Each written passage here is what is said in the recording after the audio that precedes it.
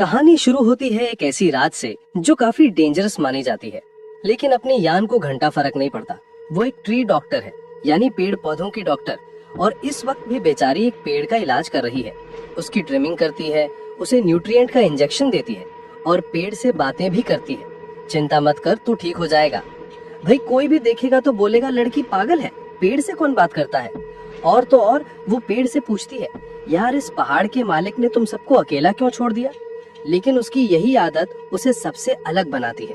खैर, यान अपना काम कर ही रही थी कि उसे रियलाइज होता है कि आज की रात कुछ ज्यादा ही शांत है। मतलब तूफान से पहले की शांति जैसा फील हो रहा था। और भाई फील बिल्कुल सही था। उसी पहाड़ पर थोड़ी दूर एक आदमी अपनी जिंदगी की भीख मांग रहा था। वो एक गड्ढे में गिरने ही वाला था और उसका पीछा कर रहा था एक साइको किलर। विक्टिम बेचारा चिल्ला रहा है, मुझे छोड़ दो, मैं तुम्हें सब बता दूंगा। लेकिन वो साइको हंसकर बोलता है, अबे बचने की नहीं, जल्दी मरने की दुआ मांग, शो तो अभी शुरू हुआ है। और ये बोलकर वो उस आदमी को लात मारकर उस गड्ढे में ढकेल देता है। और ठीक उसी टाइम गलती से अपनी हीरोइन यान उस सीन में एंट्री ले लेती है। दूर से वो ये सब देख लेती है और उसकी सांसें ही अटक जाती हैं। वो समझ जाती है कि भाई ये तो लाइव मर्डर चल रहा है, फौरन पुलिस को कॉल करना पड़ेगा।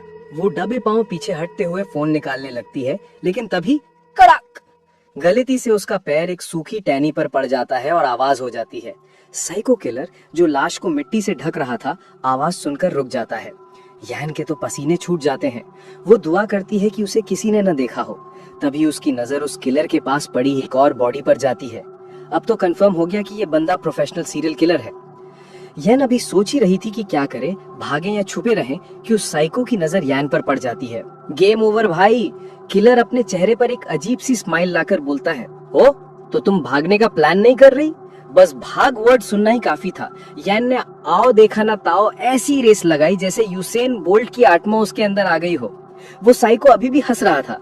उसने यान को थोड़ा आगे जाने दिया। सोचो कितना बड़ा वाला साइको होगा। जा जीले अपनी जिंदगी वाला सीन दे रहा है। भागते भागते यान पुलिस को कॉल लगा लेती है। लेकिन यहाँ पे ट्विस्ट देखो, पुलिस वाले इस बात पर फोकस करने के बजाय कि लड़की खतरे में है, उससे उल्टे सीधे सवाल पूछने लगते हैं। आपको पक्का पता है कि वो इंसान ही था जिसे दफनाया जा रहा था? अबे कॉमेडी चल रही है क्या यहाँ? यान बेचारी गुस्से में कहती है, हाँ भाई इंसान ही था, और अपना नाम बताकर अनुरोध करती है कि जल्दी आओ इससे पहले कि मेरी भी बॉडी मिले यहाँ। ऑफिसर कहता है, टीम भेज दी है, लेकिन प्रैंक निकला तो फाइन लगेगा। यान कहती है, फाइन ले लेना, बस आ जाओ। तभी उसकी गर्दन पर कुछ तार स्ट्रिंग्स आकर लिपट जाते हैं। पलट कर देखती है तो सामने वही साइको किलर खड़ा था, हाथ में यान का चेनसॉ यानी आरी पकड़े हुए। वो हंसकर कहता है, तुमने अपनी आरी गिरा दी, अपनी चीजों का ध्यान रखा करो, और आरी उसे थमा देता है। यान को लगता है बस आज तो चैप्टर क्लोज, सारी जिंदगी शांति से गुजारी और अब जब सपने पूरे होने वाले थे तो एक किलर के हाथों मरेगी। लेकिन नहीं, जीने की इच्छा उसके अंदर आग लगा देती है। वो वही चेनसॉ उठाती है और पूरी ताकत से किलर के मुंह पर दे मारती है। मगर व्हाट? किलर को बस हल्की सी खरोच आती है और वो ठीक ठाक खड़ा रहता है। लेकिन उसकी आंखों में गुस्से की जगह डर था। यान समझ नहीं पाती कि ये डर क्यों रहा है। और फिर आता है स्टोरी का सबसे बड़ा प्लॉट ट्विस्ट। जिसे गड्ढे में दफनाया जा रहा था, वो आदमी उठता है, पीछे से आता है और एक बड़ा सा पत्थर उठाकर उस साइको किलर के सर पर दे मारता है। किलर बेचारा फाइट बैक करने की कोशिश करता है पर बेहोश होकर गिर जाता है। यान तो शॉक में है। जिसको विक्टिम समझ रही थी वो तो हीरो निकला। जैसे ही किलर गिरता है, वो आदमी पत्थर फेंक कर वहां से 9-2-11 हो जाता है। अब सीन में कौन बचा? अपनी डरी सहमी यान और सामने बेहोश पड़ा एक सीरियल किलर। और दोस्तों, यहीं से असली कहानी शुरू होती है, क्योंकि अगले 2 साल तक ये साइको किलर यान का सीक्रेट पेशेंट बनकर रहने वाला था। 2 साल बाद किलर अभी भी कोमा में है और यान अपनी ट्री डॉक्टर की लाइफ जी रही है। एक स्कूल में प्रिंसिपल को समझा रही है कि उनके स्कूल के पेड़ को कॉन्स्टिपेशन हो गया है, यानी पेड़ को पॉटी की प्रॉब्लम है। प्रिंसिपल बेचारा परेशान होकर चिल्ला रहा है, सीधे सीधे बताओ हुआ क्या है। वो गुस्से में इतना जोर से चिल्लाता है कि आसपास के बच्चे डर जाते हैं। प्रिंसिपल बेचारा सा मुंह बनाकर यान से रिक्वेस्ट कर रहा था कि मैडम, ये पेड़ तो स्कूल की शान है, बच्चों के लिए हरियाली का प्रतीक है, प्लीज इसे बचा लो। और अपनी यान भी पूरे कॉन्फिडेंस से कहती है, आप चिंता मत कीजिए, मैं सब ठीक कर दूंगी। लेकिन उस बुढ़ा के दिमाग में चल रहा था एक मास्टर स्कैम। उसका प्लान था कि वो यान से पहले खूब मेहनत करवाएगा और जब पेड़ ठीक हो जाएंगे तो वो उन्हें फिर से खराब कर देगा। फिर क्या, वो यान पर केस करके अपने पैसे वापस लेगा और उल्टा उससे और पैसे लूट लेगा। सोच देख रहे हो इसकी? ये तो यान की बातें सुन भी नहीं रहा था, बस मन ही मन मुस्कुरा रहा था कि क्या सॉलिड प्लान बनाया है। उसको लगा कि उसने तो पूरा मैदान मार लिया, लेकिन उसे क्या पता था कि वो जिसे बेवकूफ समझ रहा है वो सबकी बाप है। यान अचानक उससे कहती है, प्रिंसिपल सर, आप कुछ छुपा रहे हैं। ये सुनते ही प्रिंसिपल की हवा टाइट हो जाती है। यान कहती है, मैंने सुना है स्कूल में नई बिल्डिंग बनी है। और फिर वो उसको पूरी लिस्ट गिनवाती है कि बिल्डिंग बनाने में क्या क्या मटेरियल यूज हुआ। फिर वो सीधा पॉइंट पर आती है और आरोप लगाती है, आपने बिल्डिंग का सारा बचा हुआ कचरा, सीमेंट, पत्थर सब कुछ इस पेड़ की मिट्टी में मिलाकर दफन कर दिया है ताकि कचरा ठिकाने में पैसे खर्च ना करना पड़े। भाई यान ने तो उसकी पूरी पोल खोल दी। वो कहती है इसी वजह से पेड़ की जड़ें खराब हो रही हैं और उसकी ग्रोथ रुक गई है। प्रिंसिपल अभी भी अनजान बनने की एक्टिंग करता है, पर यान उस पर और जोर डालती है। थोड़े से पैसे बचाने के लिए आपने एक जीते जागते पेड़ को मारने की कोशिश की। मैं अभी सिटी हॉल में रिपोर्ट करती हूँ, जितना बचाया है ना उससे डबल भरना पड़ेगा। जैसे ही प्रिंसिपल को समझ आता है कि उसकी चोरी पकड़ी गई, वो यान के पैरों में गिरने को हो जाता है। नहीं मैडम, प्लीज मेरी बात सुनिए। यान पहले तो जाने लगती है, पर फिर सोचती है कि अगर ऐसे खाली हाथ वापस गई तो बॉस से डांट पड़ेगी। तो वो वापस आती है, प्रिंसिपल को अपना कार्ड देती है और एकदम स्वीट सी स्माइल के साथ कहती है, मैं एक डॉक्टर हूँ जो पेड़ों की आवाज बनना चाहती है। मैं पेड़ पौधों को बचाने में बेस्ट हूँ, लेकिन जरूरत पड़ने पर आप जैसे उनके गार्डियंस को एलिमिनेट करने में भी एक्सपर्ट हूँ। भाई साहब, क्या वार्निंग दी है! चेहरे पे स्माइल और बातों में एटम बम। प्रिंसिपल की तो बोलती बंद हो जाती है। यन उसे ट्रियो हॉस्पिटल आते रहना बोलकर वहाँ से निकल जाती है। अब यन ऑफिस वापस जा रही थी और सोच रही थी कि लड़की डॉक्टर होने के कारण लोग उसे कितना हल्का समझते हैं, पर उसे इन बुड्ढों से डील करना आता है। वो अपनी ही सोच में गुम थी और तभी फोन बजता है। दूसरी तरफ उसकी बॉस थी और वो भी फुल पैनिक मोड में। बॉस चिल्लाकर कहती है, यन, अगर तू 5 मिनट में यहाँ नहीं पहुंची तो मैं सेकंड फ्लोर का दरवाजा तोड़ दूंगी। सेकंड फ्लोर, ये सुनते ही यान के पैरों तले जमीन खिसक जाती है, क्योंकि दोस्तों सेकंड फ्लोर पर ही तो उसने उस साइको किलर को छुपा रखा है। वो गाड़ी की स्पीड बढ़ाती है और बॉस को समझाने की कोशिश करती है, अरे वहां से आवाज कैसे आएगी, वो कमरा तो खाली है। लेकिन बॉस उसकी एक नहीं सुनती। वो कहती है, मुझे कोई आवाज आई है और मैंने तो ताला तोड़ने वाले यानी लॉकस्मिथ को भी बुला लिया है। अब तो यान की ऐसी फटी, वो बॉस से अनुरोध करती है, प्लीज बस 3 मिनट दो, मेरे आने तक दरवाजा मत खोलना। फोन कट जाता है। इधर लॉकस्मिथ बॉस से पूछता है, तो मैं ताला तोड़ूं? और बॉस कहती है, हाँ शुरू हो जाओ। भाई रेस अगेंस्ट टाइम शुरू हो चुकी थी। अगर यान 1 सेकंड भी लेट हुई तो उसका सबसे बड़ा राज, वो कोमा में पड़ा किलर, सबके सामने आ जाएगा। इधर लॉकस्मिथ ताले पर काम शुरू करता है, उधर यान रॉकेट की स्पीड से ऑफिस की सीढ़ियां चढ़ रही है। लॉकस्मिथ जैसे ही ताला खोलने वाला होता है, धड़ाम, यान दरवाजे के आगे आकर खड़ी हो जाती है और उसे रोक देती है जस्ट इन टाइम। वो लॉकस्मिथ को पैसे देकर वहां से भगा देती है। उसकी बॉस बहुत गुस्से में थी, इतनी जल्दी कैसे आ गई तू? मुझे देखना था उस कमरे में ऐसा क्या है। यान गुस्से में अपनी बॉस का कॉलर पकड़ती है और याद दिलाती है, मैंने कहा था ना सेकंड फ्लोर ऑफ लिमिट्स है, उसका मालिक कोई और है। लेकिन बॉस उसकी बातों को झड़क देती है, तू हमेशा बहाने बनाती है, मुझे लगता है तूने वहाँ सोने के बिस्किट यानी गोल्ड बार्स छुपा रखे हैं। चिंता मत कर, मैं चोरी नहीं करूंगी। यान बेचारी क्या करती, वो तो चाहती थी कि कोई इस मुसीबत यानी किलर को उससे चुरा ले जाए, लेकिन अपनी बॉस को सेफ रखने के लिए उसे झूठ बोलना पड़ता है कि कमरा सच में खाली है। यान की बॉस उस खाली कमरे में जाना चाहती है, लेकिन यान उसे अजीब बहाने देकर रोक देती है। सवाल ये है कि यान इतना बड़ा रिस्क क्यों ले रही है? आखिर उस कमरे में ऐसा क्या है कि अगर वो राज खुल गया तो उसकी जिंदगी बर्बाद हो जाएगी? चलो इस क्यों का जवाब ढूंढने के लिए चलते हैं 2 साल पीछे फ्लैशबैक में। ये बात है उस हादसे के ठीक अगले दिन की।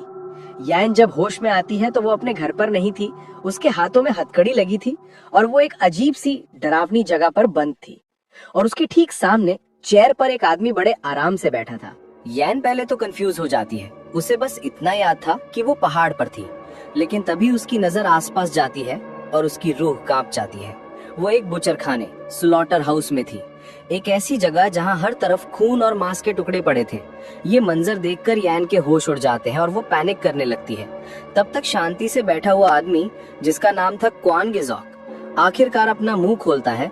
वो यान से पूछता है, तुमने ऐसा क्यों किया? यान डरी हुई थी, उसे कुछ समझ नहीं आ रहा था। तो क्वान साफ साफ कहता है, जिस आदमी को तुमने मारने की कोशिश की वो मेरा छोटा भाई है। ये सुनते ही यान को समझ आ जाता है कि वो कितनी बड़ी मुसीबत में है। मतलब छोटा भाई साइको किलर, तो बड़ा भाई तो उससे भी बड़ा वाला होगा। लेकिन यान चुप नहीं रहती। वो हिम्मत करके कहती है, आपको गलतफहमी हुई है, मैं बस अपना बचाव कर रही थी, आखिरी बार तो मैंने किया भी नहीं था। यान उसे पूरी कहानी बताती है कि कैसे उसका भाई लोगों को मार रहा था और लाशें दफना रहा था। अब सुनो इस बड़े भाई का जवाब। वो एकदम आराम से पूछता है, तो एक आदमी को दफना ही रहा था ना, इसमें इतनी बड़ी बात क्या है? भाई साहब, इसका रिएक्शन देखकर तो यान को कंफर्म हो गया कि ये पूरा खानदान ही अजीब है। क्वान कहता है, मुझे तो बस इस बात से गुस्सा है कि तुम लोगों ने मेरे भाई का फन इंटरप्ट कर दिया। वैसे तुम्हारा मेरे भाई के बारे में क्या ख्याल है? ये कैसा सवाल है भाई? यान बेचारी क्या जवाब देती? वो समझ गई कि इसके सामने लॉजिक और कॉमन सेंस की बातें करना बेकार है। वो फिर से भीख मांगने लगती है, प्लीज मैंने उसे बेहोश नहीं किया, मैं तो बस पेड़ों की देखभाल करने गई थी। अपनी जान बचाने के लिए यान आखिर में चुगली कर देती है। वो कुआन को बता देती है कि उसके भाई को उस आदमी ने पत्थर से मारा था जिसे वो दफनाने जा रहा था। और हाँ, उसने ये भी कन्फेस किया कि उसने सेल्फ डिफेंस में चेन सॉ से अटैक किया था। लेकिन ये बड़ा भाई कुआन भी कोई छोटा मोटा खिलाड़ी नहीं था। वो यान की कहानी में एक झोल पकड़ लेता है। वो कहता है, मेरे भाई के कान बहुत तेज हैं, ये हो ही नहीं सकता कि कोई पीछे से आए और उसे पत्थर से मार दे और उसे पता भी ना चले। यान की तो सारी उम्मीदें टूट जाती हैं। उसे लगता है अब वो यहाँ से जिंदा नहीं जाएगी। पर तभी जब सारे रास्ते बंद लग रहे थे, ऊपर वाले ने एक दरवाजा खोल दिया। कुआन अचानक जान का नाम लेता है और कहता है, सुनो, मुझे डिटेल्स में कोई इंटरेस्ट नहीं है, मैं चाहूँ तो सारा इल्जाम तुम्हारे सर पर डालकर तुम्हें गुनहगार साबित कर सकता हूँ।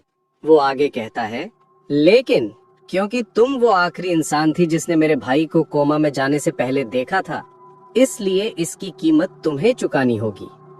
और फिर वो उसके सामने एक डील रखता है, एक कॉन्ट्रैक्ट। कॉन्ट्रैक्ट ये था कि यान उसके छोटे भाई किलर की देखभाल करेगी जब तक कि क्वान असली गुनहगार पत्थर मारने वाले को ढूंढ नहीं लेता। और जिस दिन वो गुनहगार मिल जाएगा, क्वान उसे यान की जगह पर ले आएगा। यान के पास और कोई ऑप्शन नहीं था, उसने कॉन्ट्रैक्ट साइन कर दिया। तो इस तरह पिछले 2 साल से यान उस साइको किलर जिसका नाम हुआन च्यू है की देखभाल कर रही थी। क्वान इतना पावरफुल था कि उसने एक ही दिन में क्राइम सीन साफ करवा दिया। पुलिस ने उल्टा यान पर झूठी रिपोर्ट का फाइन लगा दिया और यान के घर पर 2nd फ्लोर एक रात में बनवाकर मेडिकल स्टाफ भी लगा दिया। यान समझ गई थी कि अमीर और पावरफुल लोग कुछ भी कर सकते हैं, इसलिए वो हर रोज बस एक ही दुआ मांगती थी, हे भगवान, प्लीज इस हुआन च्यू को कभी होश में मत आने देना। अगर ये सोया रहेगा तभी मेरी लाइफ शांति से चलेगी। लेकिन कहते हैं ना, हर दुआ कबूल नहीं होती। उस रात जब यान हमेशा की तरह च्यू को चेक करने उसके कमरे में जाती है, उसकी नजर च्यू के हाथ पर पड़ती है। उस साइको किलर की उंगली हिलती है। जी हाँ दोस्तों, यान की सबसे बड़ी दुआ अनसुनी रह गई है। किलर के होश में आने का प्रोसेस शुरू हो चुका है। भाई अब क्या होगा? किलर उठ गया तो यान का क्या हाल करेगा? और क्या यान उसके जागने से पहले उस असली गुनहगार को ढूंढ पाएगी? अगले दिन यान अपने काम में बिजी थी, तभी उसकी बॉस का कॉल आता है। बॉस कहती है, सुनो, सोल लैंडस्केपिंग कंपनी के बेटे को चेकआउट करके आना। यान को लगता है उसकी बुद्धि बॉस को इस उम्र में इश्क हो गया है, तो वो मजाक में कहती है, अरे वो तो आपके पोते की उम्र का है। लेकिन तभी बॉस एक बम फोड़ती है। वो कहती है, अरे वो लड़का मेरे लिए नहीं, तेरे लिए है। वो कोरिया आए हैं शादी के लिए लड़की ढूंढे और ये हमारे लिए बेस्ट मौका है। यान बेचारी कंफ्यूज हो जाती है, कैसा मौका? तो बॉस पूरा बिजनेस प्लान समझाती है।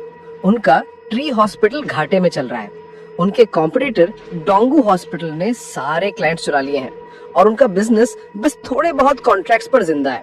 उन्हें फंडिंग चाहिए। और बॉस का मास्टर प्लान क्या है? यान उस अमीर लड़के से शादी कर ले, प्रॉब्लम सॉल्व्ड। बॉस ने तो हद कर दी, उसने यान के लिए मीटिंग का क्यू नंबर भी ले लिया था। ये सुनकर यान साफ मना कर देती है, मैं कोई गोल्ड डिगर नहीं हूँ। इस पर जो बॉस का रिप्लाई आता है ना, हंसी आ जाएगी। बॉस कहती है, अबे चुप कर, तेरे में गोल्ड डिगर वाले स्किल्स और पर्सनालिटी दोनों ही नहीं है, तो ड्रामेटिक मत बन, बस जा उससे मिल और एक अच्छा इंप्रेशन बना। भाई सॉलिड बेइज्जती। खैर पता चलता है कि उस लड़के के बाप और यान के बॉस पहले साथ में काम करते थे, इसलिए उन्होंने ही ये रिश्ता लाया था। बॉस बेचारी यान को समझाती है कि अच्छा पति किस्मत से नहीं दिमाग से चुना जाता है, लेकिन यान गुस्से में गार्डन चेक करने के बहाने वहां से निकल जाती है। बाहर धूप में खड़े होकर यान सोचती है, ये रिश्ते नाते मेरे लिए जहर हैं, मुझे बस एक शांत सी लाइफ चाहिए। लेकिन फिर उसे याद आता है, शांत लाइफ? अबे मेरे घर के सेकंड फ्लोर पर एक सीरियल किलर बेहोश पड़ा है, काहे की शांत लाइफ? उसे वो दिन याद आते हैं जब वो उस किलर चू को घर लाई थी। शुरू में वो इतना डरती थी कि उसे नींद नहीं आती थी, उसे लगता था कि वो कभी भी उठ सकता है। लेकिन जैसे जैसे दिन बीते और चू बेहोशी पड़ा रहा, उसका डर रिलीफ में बदल गया। खैर दिन तो जैसे तैसे निकल जाता है, लेकिन असली हंगामा तो रात में होने वाला था। रात को सोने से पहले यान का एक डेली रिचुअल था। वो ऊपर सेकंड फ्लोर पर जाती, चू को चेक करती और दुआ मांगती कि वो कभी ना उठे। लेकिन दोस्तों, आज उसकी सारी दुआएं बेकार हो चुकी थी। जैसे ही यान कमरे में जाती है, बेड खाली था, च्यू वहां नहीं था।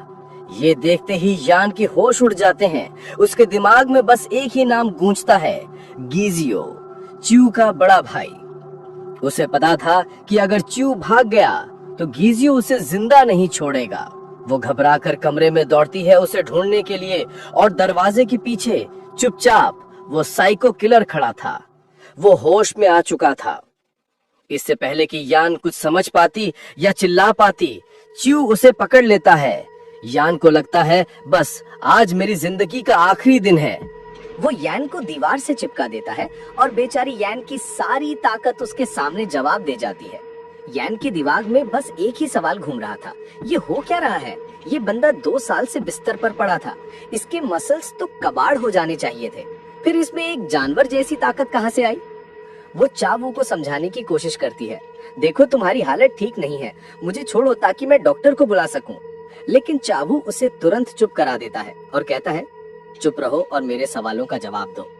और फिर वो ऐसा सवाल पूछता है जिसे सुनकर यान के पैरों तले जमीन खिसक जाती है। वो पूछता है, मैंने तुम्हें कैद किया था या तुमने मुझे? ये सुनकर यान चिल्ला पड़ती है, मैंने तुम्हें कैद नहीं किया, आखिर तुम किस तरह की जिंदगी जीते थे? वो उसे बताती है कि वो 2 साल से बेहोश था, लेकिन चावू उसे पलटकर अपनी आंखों में घूरने लगता है।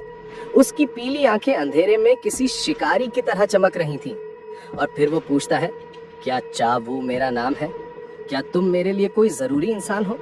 और बस यही वो पल था जब यान के दिमाग की बत्ती जली। उसे समझ आ गया कि इसकी याददाश्त जा चुकी है। अब यान ने सोचा, बेटा अब आया ऊंट पहाड़ के नीचे। वो तुरंत अपना ड्रामा शुरू कर देती है। ऐसा दिखाती है जैसे उसे बहुत दुख हुआ है कि चावू उसे पहचान नहीं पा रहा। वो कहती है, हमारा रिश्ता बहुत गहरा और उलझा हुआ है, जिसे यूं ही तोड़ा नहीं जा सकता। अरे भाई, गहरा रिश्ता मतलब उसने चावू को मर्डर करते हुए पकड़ा था।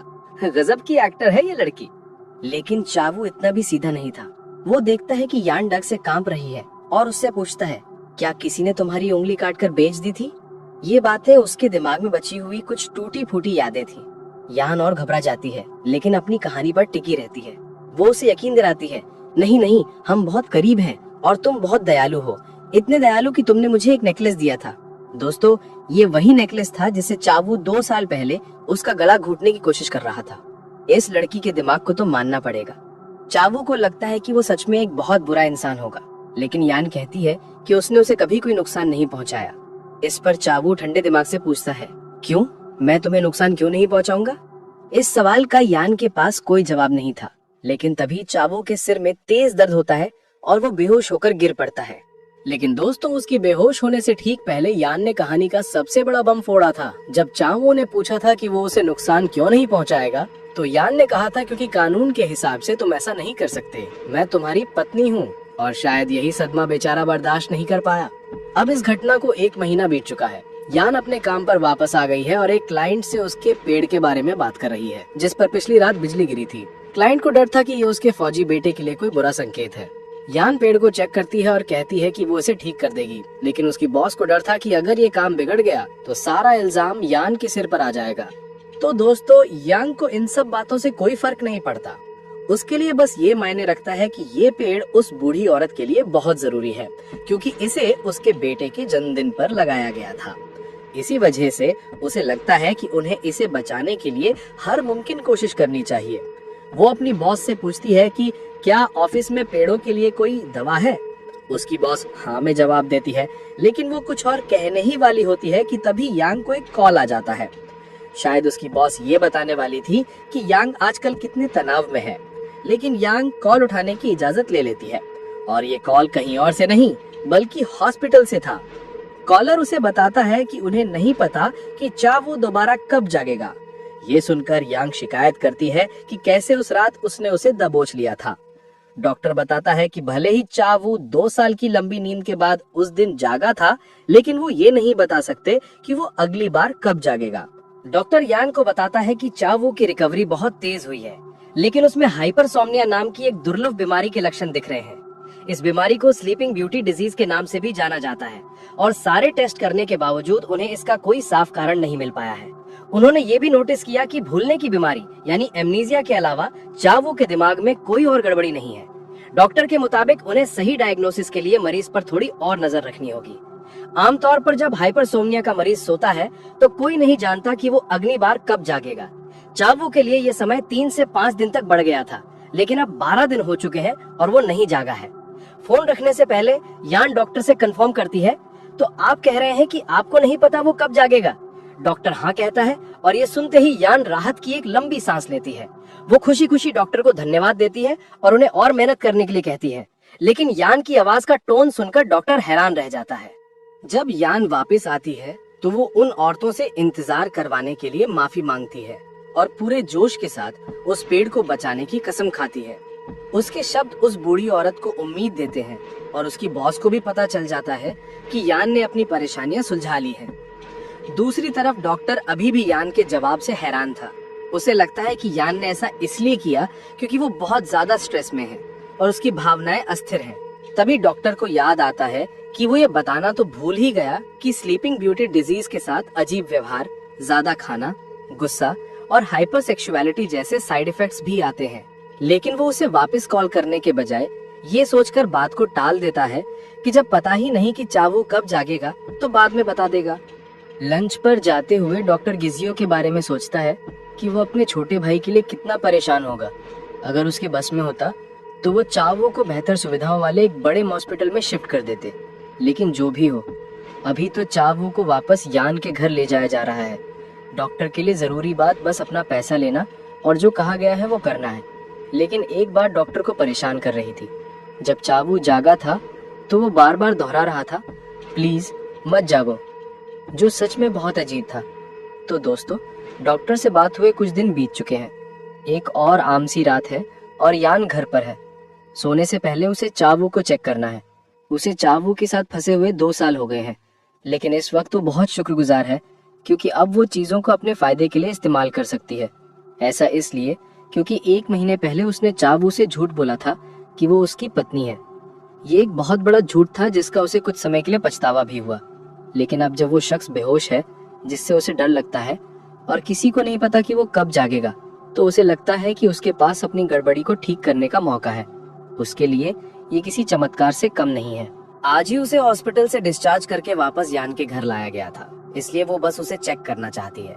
लेकिन उसकी हैरानी का ठिकाना नहीं रहता जब वो देखती है कि चावू बिस्तर पर नहीं है। उसके गायब होने से यान मन ही मन उसे कोसती है। वो उसे ढूंढने के लिए सड़क पर भागती है। वो जानती है कि उसकी हालत ठीक नहीं है, इसलिए वो ज्यादा दूर नहीं गया होगा। लेकिन पूरी जगह छान मारने के बाद भी जब वो उसे नहीं ढूंढ पाती तो वो सोचने लगती है कि अगर वो उसे नहीं मिली तो उसका क्या होगा। पिछली रात के ड्रामे के बाद यान की सुबह और भी ज्यादा खौफनाक होने वाली थी। जैसे ही उसकी नजरें जमीन पर पड़े खून के एक लंबे निशान पर पड़ती हैं, एक पल के लिए उसकी धड़कनें ही रुक जाती हैं। कांपते हुए दिल से जब वो उस निशान का पीछा करती है तो सामने का नजारा देखकर उसके होश उड़ जाते हैं। सामने चावू खड़ा था और उसके हाथ में था एक मरा हुआ मुर्गा जिसे उसने बेरहमी से मार डाला था। उसकी आंखों में एक अजीब सी ठंडक और जंगलीपन था जिसे देखकर यान के कदम अपने आप पीछे हटने लगते हैं। लेकिन भागने से पहले वो खुद को संभालती है और सोचती है कि इस मुसीबत को वापस घर कैसे ले जाया जाए। हिम्मत जुटाकर यान उससे पूछती है, तुम यहाँ बाहर क्या कर रहे हो? तुम तो ठीक से चल भी नहीं सकते। फिर वो उससे मुर्गा नीचे रखने को कहती है, लेकिन चावू की तरफ से कोई जवाब नहीं आता। जब यान थोड़ा और जोर देती है तो उसे एहसास होता है कि चावू ने उस मुर्गे को अपने दांतों से फाड़ा है। ये देखकर उसे घिन आने लगती है और वो उल्टी करने ही वाली होती है कि तभी चावू की आवाज आती है।